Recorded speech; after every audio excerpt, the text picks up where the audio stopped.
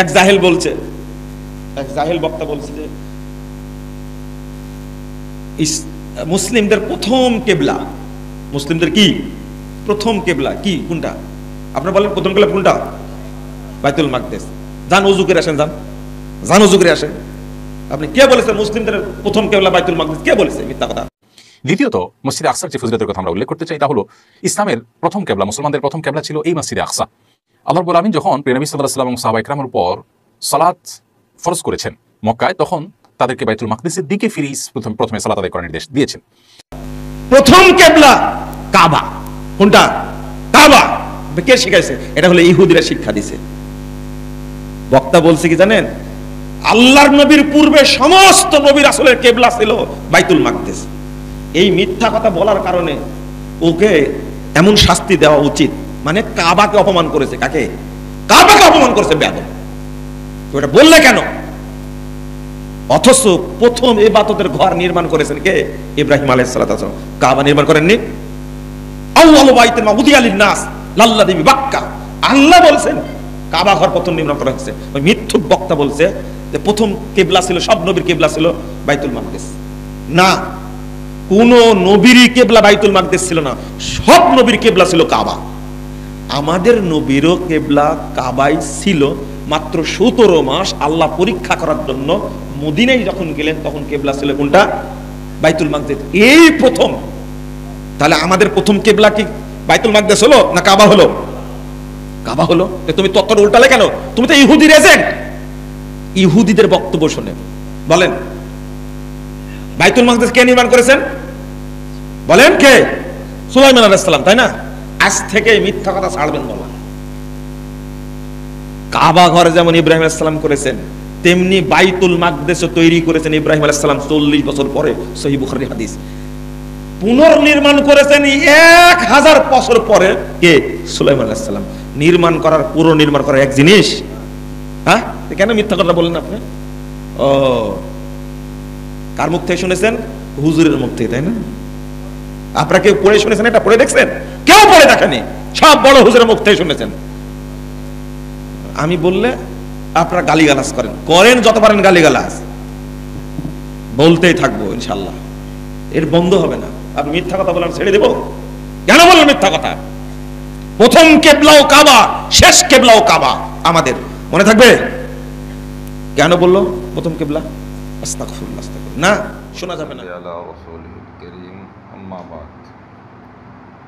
इसमें साहबा कराम रज़ियल्लाहु अन्हुम अजमाइन व ताबीन का इख्तलाफ है कि हिजरत से पहले मक्का मुकर्रमा में जब नमाज फ़र्ज़ हुई उस वक्त क़िबला बैतुल्लाह थे या बैतुल मुक़द्दस।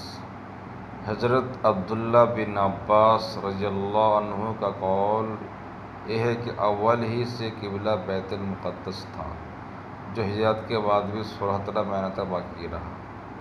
उसके बाद बैतुल्लाह क़िबला बनाने का हकम नाजिल हो गए। अलबत्ता रसूलुल्लाह सल्लल्लाहु अलैहि वसल्लम का अमल मक्का मुकर्रमा में ये रहा कि आप हजर अस्वद और रुकन यमानी के दरमियान नमाज़ पढ़ते थे ताकि बैतुल्लाह भी सामने रहे और बैतुल मुक़द्दस भी इस्तकबाल हो जाए। मदीना मुनव्वरा पहुँचने के बाद यह मुमकिन रहा उसमें तहवील क़िबला का इश्तियाक़ पैदा हुआ। इब्न कसीर और दूसरे हज़रत ने फरमाया कि जब नमाज पढ़ी तो मक्का मुकर्रमा में भी मुसलमानों की इब्तिदाई क़िबला बैतुल्लाह ही था, क्योंकि हज़रत इब्राहीम अलैहिस्सलाम क़िबला ही बैतुल्लाह ही रहा था। अलैहिस्सलाम जब तक मक्का मुकर्रमा में मुकीम थे बैतुल्लाह की तरफ नमाज पढ़ते रहे। फिर हिजरत के बाद आपका क़िबला बैतुल मुक़द्दस करार दिया गया और मदीना मुनव्वरा में 17 महीने आपने बैतुल्लाह की तरफ नमाज पढ़ी। उसके बाद फिर आपका जब पहला क़िबला यानी बैतुल्लाह उसकी तरफ नमाज में रज्जू करने का हुक्म आ गया। तफसीर कुर्तुबी में हवाला अबू अम्र वासी को असहवल का ऐलान कर दिया गया है। हुक्म हिकमत इसकी यह है, बयान कहती है कि मदीना मुनव्वरा में तशरीफ़ लाने के बाद चूँकि कबाइल यहूद से साबिका पड़ा तो वहाँ सल्लाम ने उनको मानूस करने के लिए उन्हीं का क़िबला बाज़ ने खुदाबंदी इख्तियार कर लिया। मगर फिर जब ऐसा साबित हुआ कि ये लोग अपनी हठधर्मी से बाज आने वाले नहीं थे,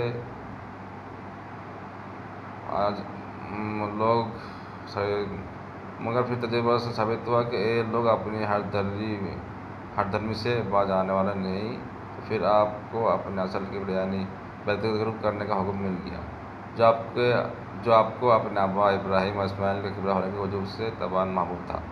और जहाँ ने पहला कदम इख्तियार किया उसकी नज़दीक हिम्मत थी कि मक्का मुकर्रमा में तो मुश्रिक से इम्तियाज़ और उनसे मुखालिफत का इज़हार करना था, इसलिए उनका किबला छोड़कर बैतुल मुक़द्दस का किबला बनाया गया। हिजरत के बाद मदीना तैयबा में यहूद और नसारा से इम्तियाज़ और उनकी मुखालिफत का इज़हार मकसूद हुआ, तो किबला बदलकर बैतुल्लाह को किबला बना दिया गया। अजमाहुल कुरान सूरह बकरा आयत नंबर 143।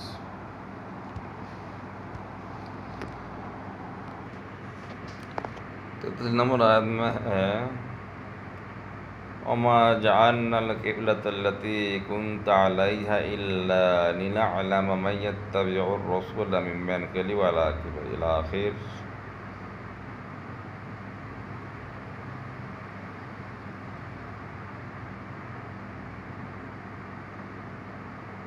এই কোরআনের আয়াত, এটা সাব্যস্ত কিবলার বিষয়ে। তাহলে বোঝা গেল কিবলার বিষয়টা দুটো মত আছে।